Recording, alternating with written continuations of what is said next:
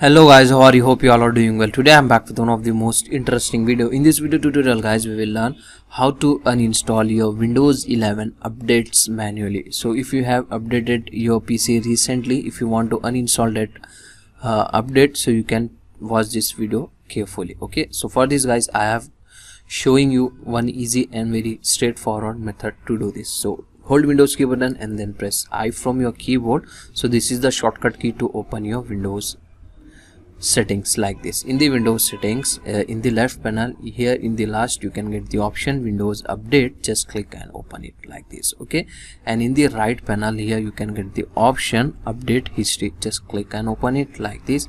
Here you can get your Windows 11 update history, as you can see guys. So just scroll down, here you can get the option Uninstall Updates.